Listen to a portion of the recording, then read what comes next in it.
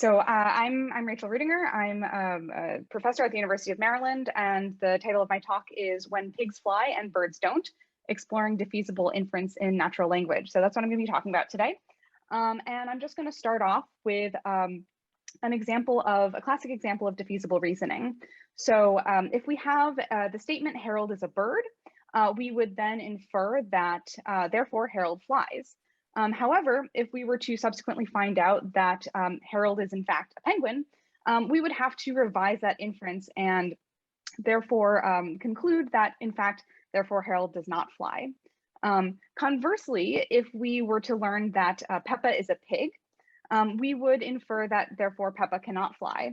But if we were to subsequently learn that Peppa is in fact a fictional cartoon pig, we'd have to revise that inference as well, and conclude that perhaps Peppa can actually fly on an airplane with her family on vacation.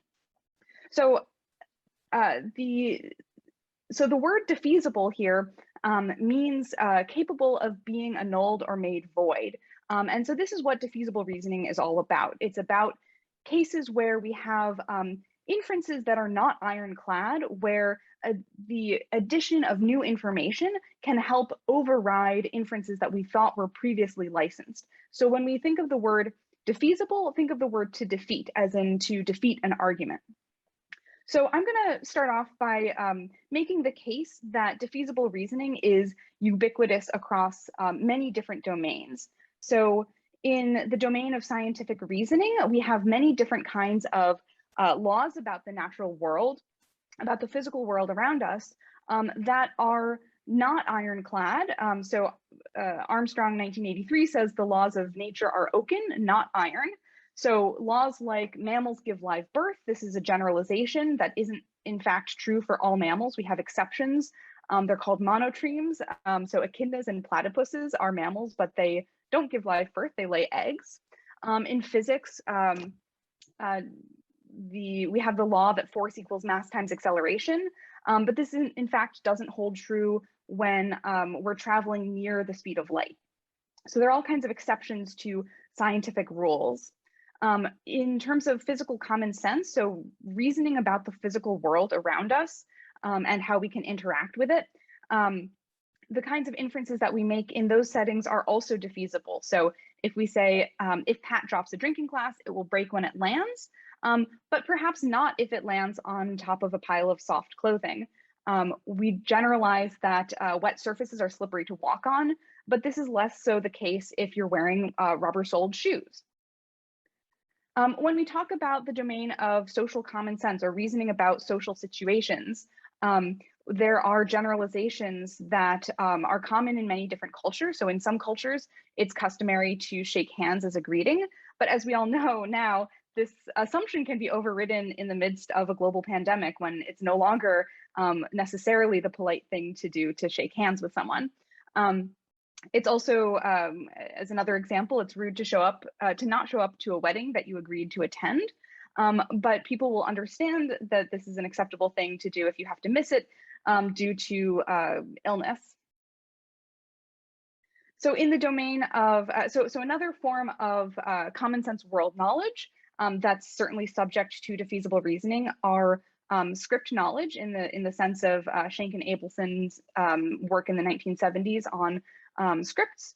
So we have common sense knowledge about what it means to engage in certain kinds of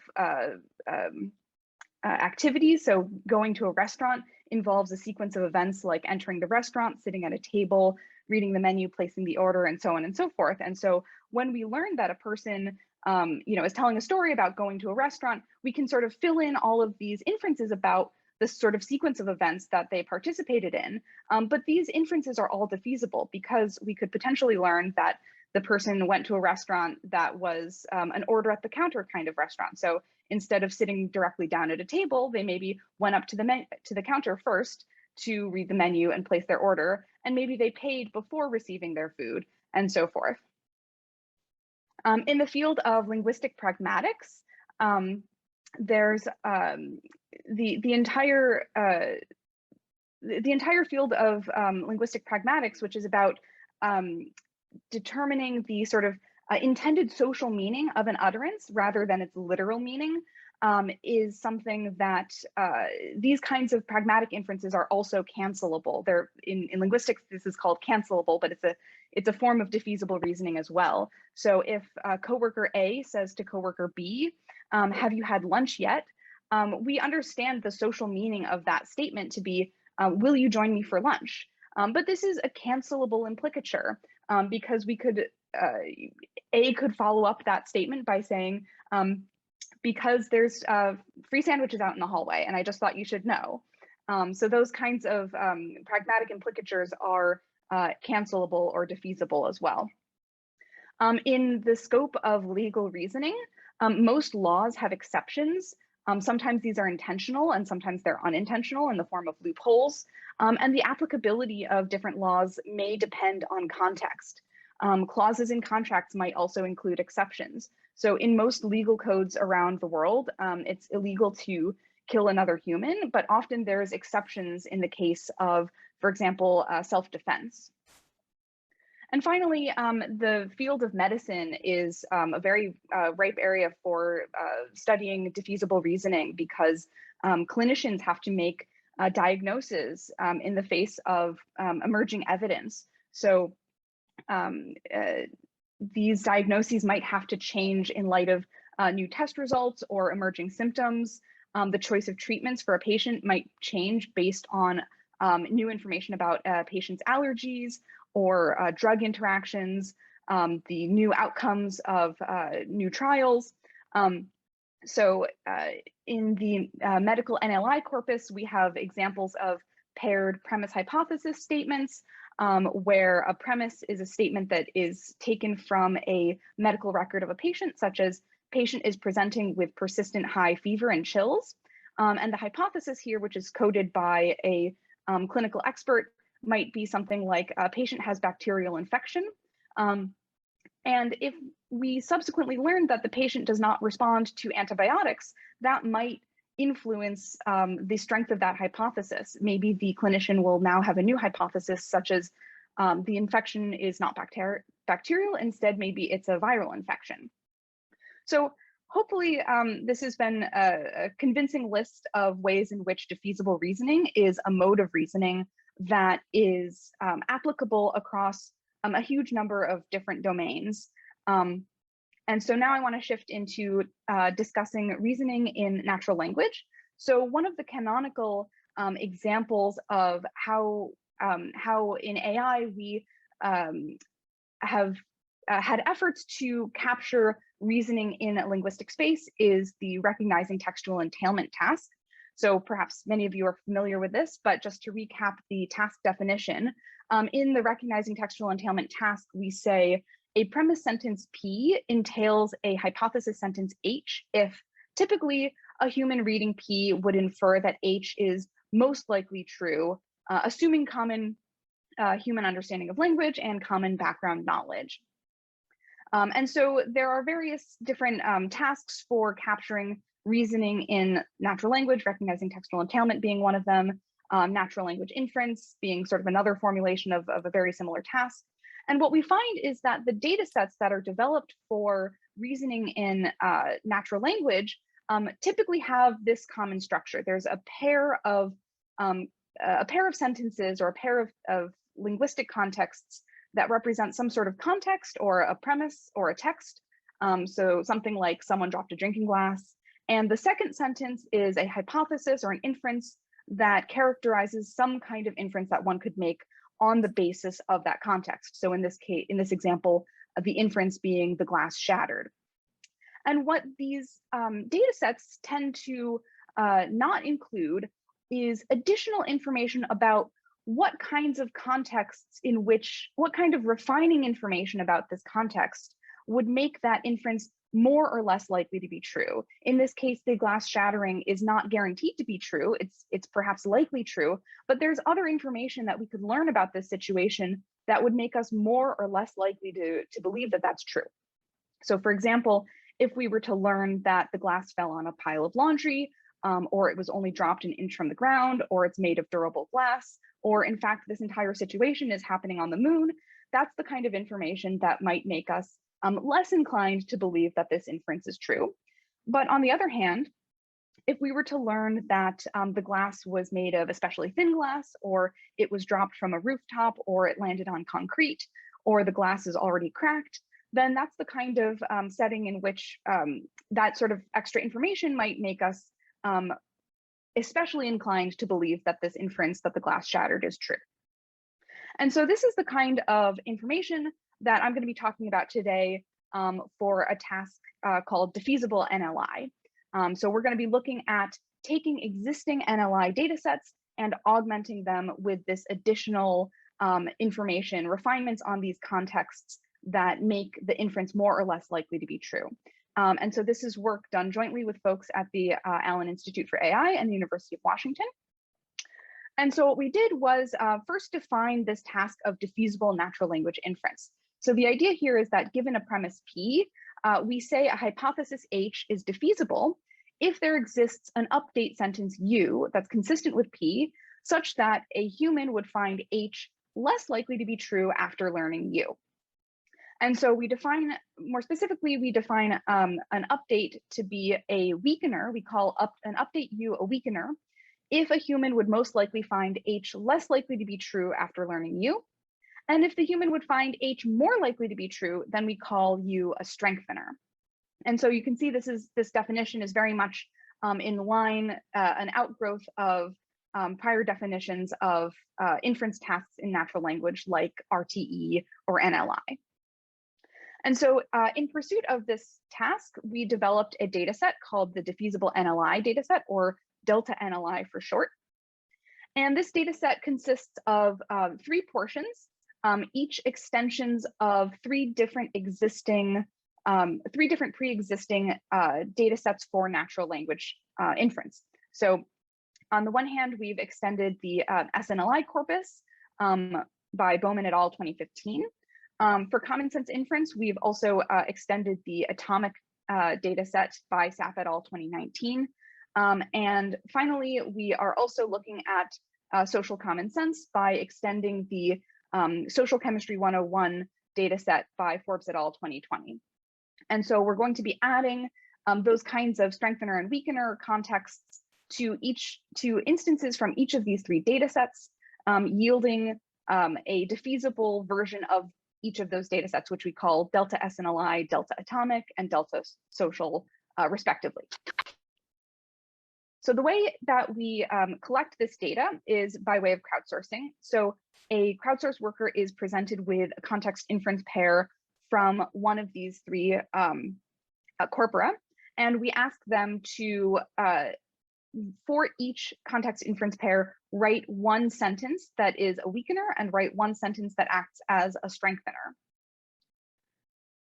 And so after collection, we've got about 100,000 strengtheners and weakeners for the Delta SNLI and Delta Social data sets, and about 50,000 for the Delta ATOMIC data set, with a roughly 50-50 split between weakeners and strengtheners after validation. So I'm going to go through a few examples of what this data looks like. So for the Defeasible SNLI data set, an example input that the crowdsource worker would see is the premise of 2 men and a dog are standing among rolling green hills. The hypothesis is the men are farmers, and the label is neutral. And notably, we're only extending neutral labeled instances from SNLI because these are exactly the inferences that are subject to defeasible inference. There exists the possibility of making them more or less likely to be true, whereas contradictions or entailments might strictly be true or strictly false. And there's no additional information that we could add to increase or decrease the likelihood if it's a strict inference.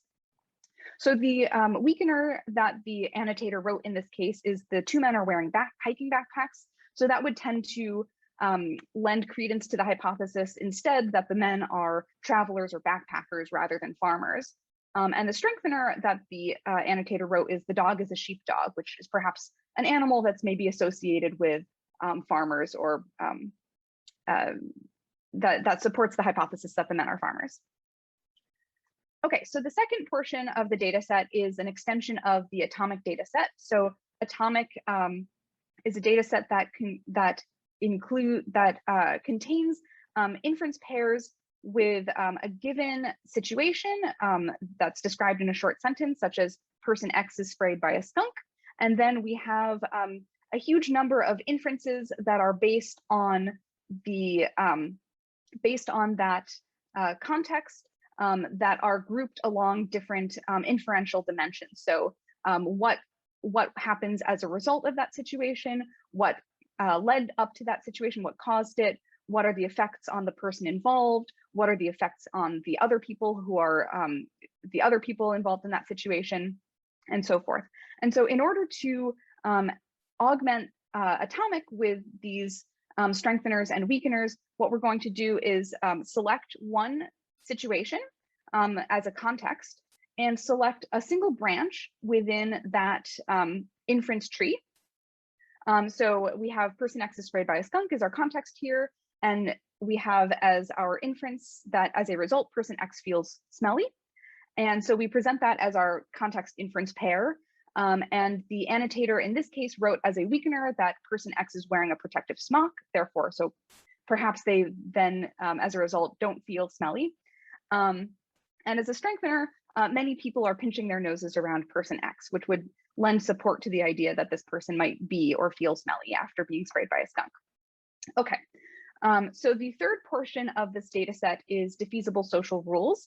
So this is, we're extending a portion of the Social Chemistry 101 data set by Forbes et al. 2020. And in this data set, there are, they collected a number of statements about social norms posed as social rules. So an example of this is, it's okay if you don't like the food someone gives you and don't want to eat it. And so this social rule is kind of an implicitly a generalization that can be thought of as a sort of if-then rule. And so we asked annotators to write additional conditions that would weaken or strengthen the force of that social rule. So in this case, the weakener would be the social rule is less strong if you told them you would try some of the food. But it's especially true if you're allergic to it. And it's especially the case that you don't have to try that food. Okay, so those are the three portions of the data set. We extended SNLI, ATOMIC, and social chemistry.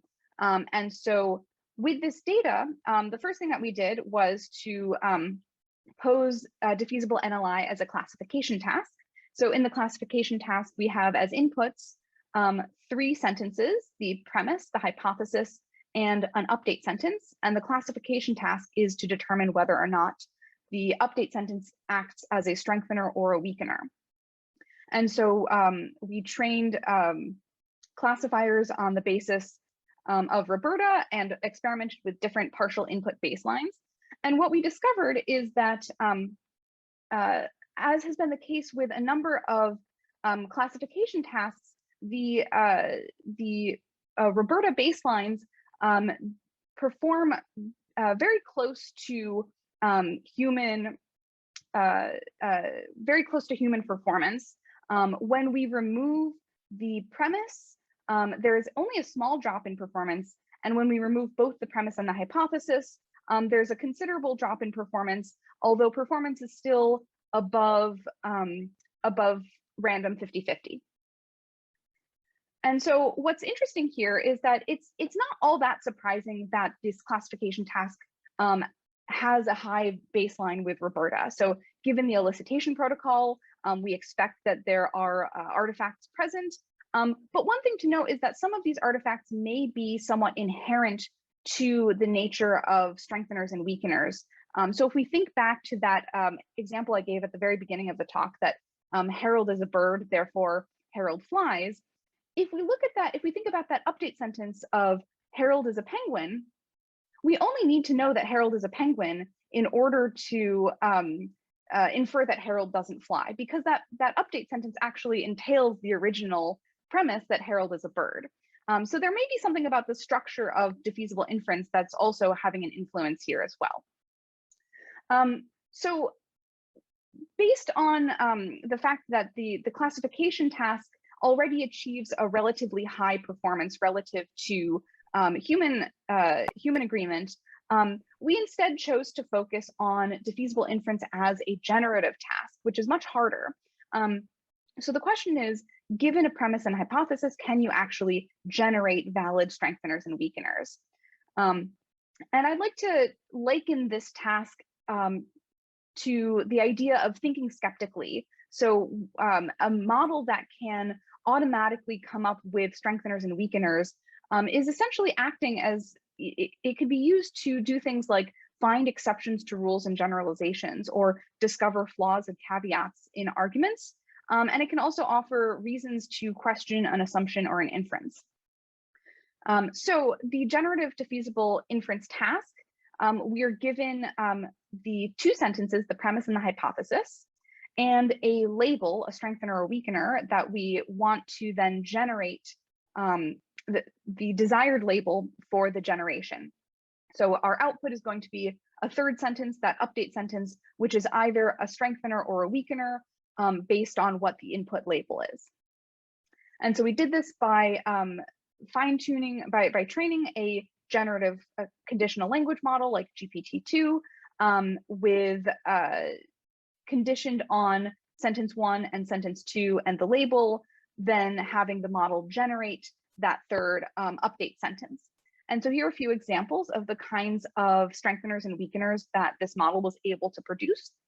So given the premise hypothesis pair from SNLI, a surfer is riding the waves whilst another surfer sits on his board waiting. That's the premise. The hypothesis is there are people surfing in a competition. Now, in order to strengthen that hypothesis, the model generated the sentences, there are people wearing numbered bibs. So that would tend to lend credence to the idea that this is a competition. And there are judges watching the surfers, another piece of evidence that would strengthen the idea that this is a competition.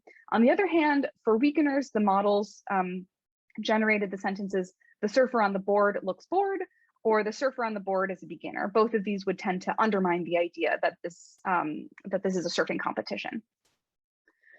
For the defeasible social rules, an example is the input was it's wrong to ditch your friends. And the strengtheners were things like they need your help, they're stranded in the middle of nowhere. So it's especially wrong to ditch your friends in those circumstances. But on the other hand, the weakeners that the model produced are things like they're taking advantage of you, or you have something else pressing to do. You have to go to the hospital. So those are the kinds of weakeners that the model was able to produce. So we can see on the basis of this data that we've collected, now we're able to train generative language models that are actually capable of generating correct strengtheners and weakeners. And so when we go to validate this, the output, we see, so in green on the right-hand side of each segment is the validation, the percent correct that humans are able to achieve when writing strengtheners and weakeners as validated by other humans. We see there's a reasonably large gap between what humans are capable of and what these generative models are able to do. And yet, the generative language models, the GPT-2 based ones, are doing well above 50%. So about at least half of the examples, strengtheners and weakeners that these models produce are valid.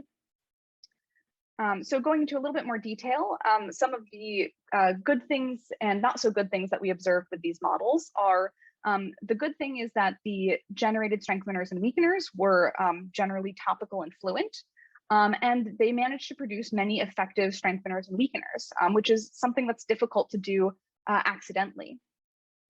Some of the bad things are that the strengtheners and weakeners were sometimes swapped, we observed, and sometimes the weakeners contradicted the premise, which was a violation of the task definition. And sometimes the strengtheners would either reiterate or presuppose the hypothesis, which is also a task violation. Some of the more questionable things that we saw were the model defaulting to broad purpose weakeners. So in the case of social reasoning, a broad purpose weakener is they were mean. So a lot of social rules don't apply when a person is acting antisocially. And one of the remaining open questions here is how well are the generated strengtheners and weakeners capable of covering the entire space of strengtheners and weakeners. So I want to move on to one final portion of the talk, which is this idea of social stereotypes as defeasible inference. So this is work with Trista Tsao, Anna Sotnikova, and Hal Domey at the University of Maryland. And so what we're looking at is when when models that are trained to generate inferences, given a premise, we want to generate a hypothesis. To what extent do these models depend on the identity of the person involved in the situation that is provided as the input premise? So we generated a bunch of different templates for inputs where it's just a simple sentence, a person is involved in some kind of situation. And in that template, we specify one of multiple different types of identities for that person. So it could be a French person, Chinese person, Catholic person, etc. And they're involved in some kind of situation. They're at a restaurant, they go to a doctor, they go for a walk, and so forth. And what we're interested in is, to what extent are these generative inference models that are going to generate a hypothesis on the basis of these templated premises, to what extent are they relying on the identity or the situation of that premise to generate their hypothesis?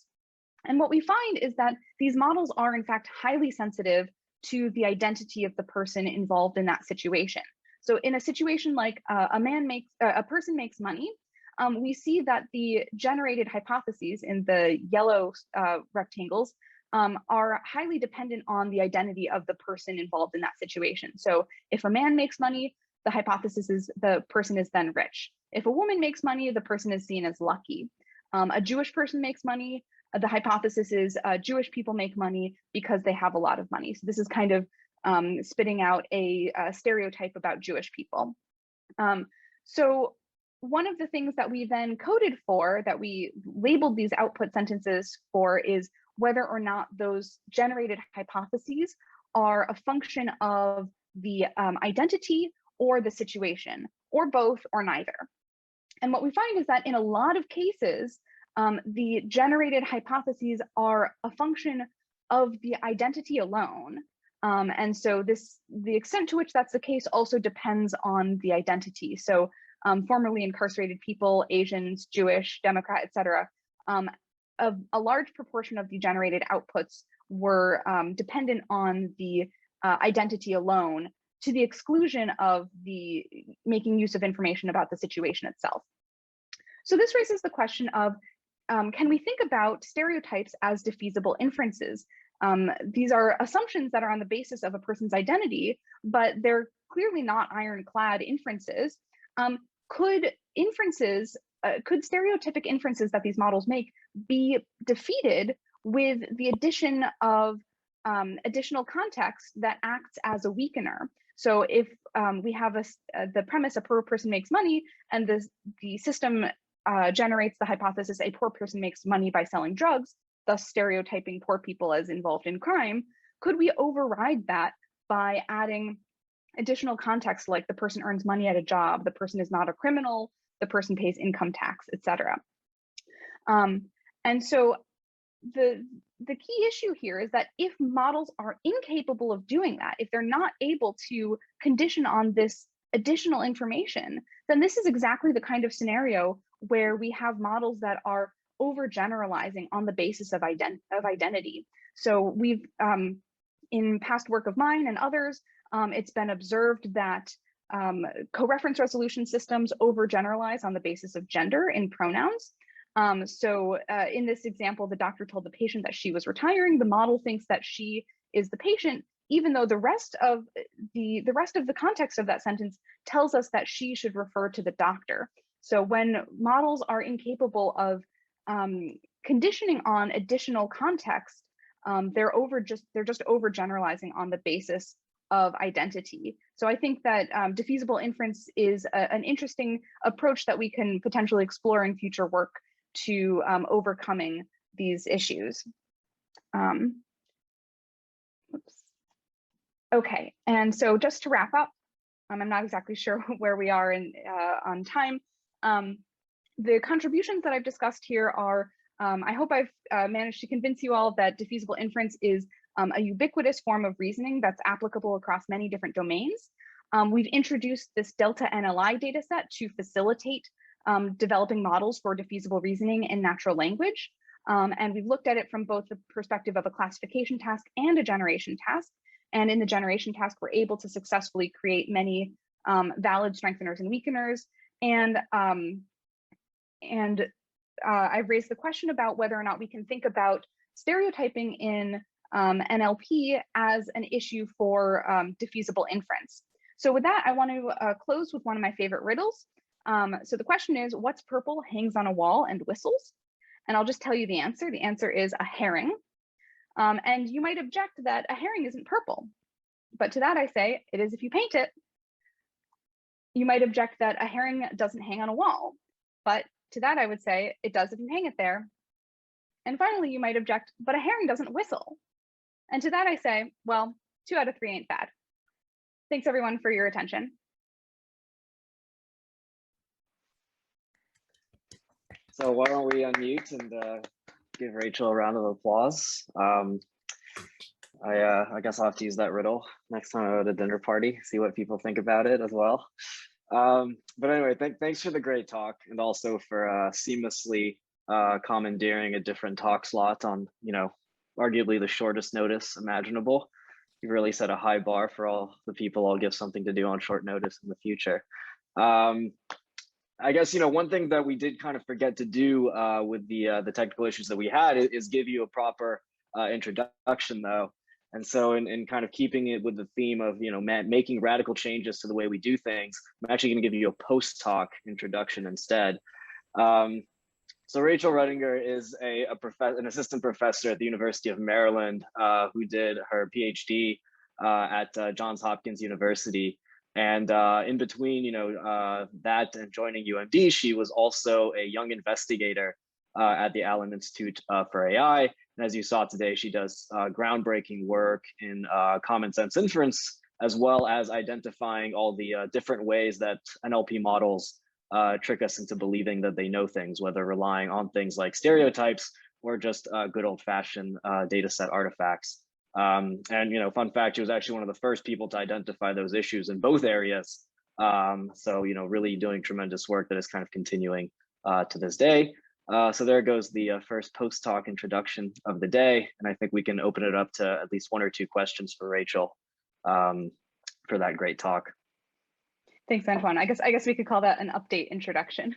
Update introduction. There we go. Does anybody have any questions?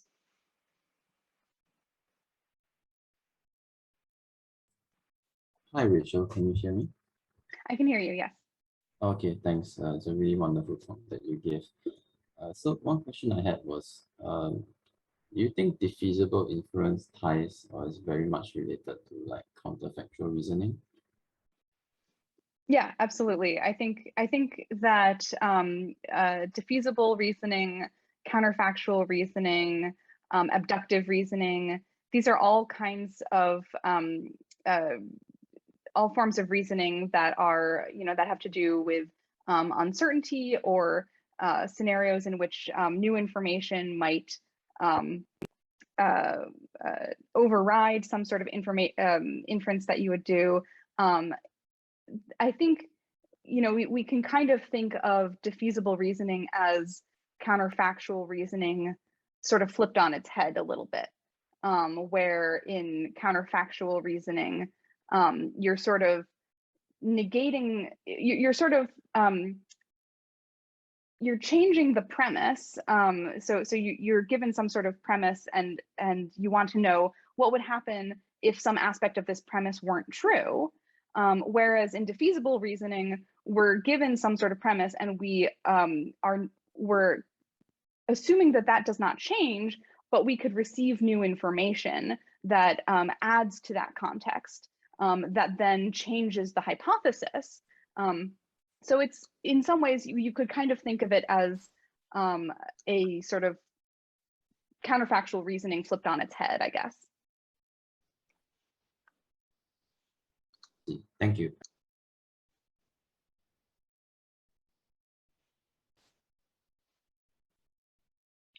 Do we have any more questions? So I actually have a question. You started off the talk with these great examples about how we need defeasible inference and defeasible reasoning for things like clinical AIs and legal AIs, just because the addition of this added context can really change the types of predictions that would be made. I guess one of the things I'm curious about is can we transfer the framework that you've created for generating these types of examples or learning from those examples into these application domains, using the types of data set that you've created? Or do you think that it's going to be difficult to kind of transfer from more general common sense knowledge domains to these application areas without kind of very specialized training data or specific rules for the adaptation? Yeah, I think that's a great question. I think that it depends. I think there's sort of at least two things that it depends on. So for one thing, of course, I think the kind of data that we've collected here isn't going to be informative for a medical domain, because we don't have medical information specifically here. It could be that it might help a system that has a lot of medical knowledge recognize a certain pattern of reasoning that could then be transferred. If that knowledge is already there, it's just a matter of how to access it. The other aspect of this is there are some data sets in other domains that follow a similar structure to the RTE NLI sentence pair classification paradigm. So the Med NLI data set, for example, is an instance of using exactly that premise hypothesis structure to do inference in a medical domain. So I don't see why, any reason why one couldn't do exactly the same kind of thing that we've done here in a non-medical domain for a Med NLI style data set. But to the extent that data sets in other domains that represent reasoning in other domains don't follow this particular RTE sentence pair classification paradigm, then maybe one has to come up with sort of a different approach to it. Okay, yeah. So do you think that you're able to, let's say, learn these types of inference rules that you need from the more general data set, but do you still need to actually have the model have access to the knowledge from an earlier stage? Sorry, I'm not sure. Can you repeat that? That you could use, let's say, a more general purpose defeasible reasoning or NLI data set, such as the one that you constructed, to maybe learn the reasoning rules that would be required to actually extend it into a legal or medical domain, but you would need to start with a model. Do you think it would be possible to start with a model that you train on top of it that, let's say, has this domain knowledge integrated to get that transfer right? Or would you need a conjunctive system that has both access to an in-domain data set and in-domain pre-training? Yeah, I think that, I think it's certainly an empirical question. One of the things that I think is so interesting about, these large, pre-trained language models or anything that's pre-trained on, in an unsupervised fashion on a large amount of data, is that, as you observed, with Comet, you can take examples of common sense reasoning from a data set like ATOMIC, train a language model on those examples, and then all of a sudden you can extend the inference pattern to instances that were not included in that original training set. So I could certainly imagine that if you had a system, whether it's a language model or some other kind of knowledgeable system that had a huge amount of domain-specific knowledge about medicine, if you had just enough examples of this style of defeasible reasoning, maybe those examples would be enough to allow that system to access that kind of knowledge just by giving examples of the pattern of reasoning. But I don't know. I think it's a great empirical question. Okay. Well, thanks for that. I guess I had one question. Oh, okay. Go for it, Niket. Okay. Hey, Rachel, Defeasible Inference is such a good data set. We've been using it. So I wonder if we can make this explainable and conversational. it would really be like a good, I guess it will become a very useful data set for multiple things, like for teachable systems and others. Like, have you thought about it? Yeah, I know, there's been some follow-up work at AI2 that Verit has overseen on generating explanations for the defeasible data set in terms of conversational, converting this into sort of a conversational setup. I haven't thought about that specifically, but I think it's a really interesting idea because dialogue is exactly the kind of scenario where you have an agent who is receiving information incrementally, and you certainly would want to be able to update your sort of working hypothesis or your model of the conversation in light of new information. So I think that's a great idea. It's not something that I've explored yet, but I think it's a perfect setting for this kind of reasoning. All right, thanks.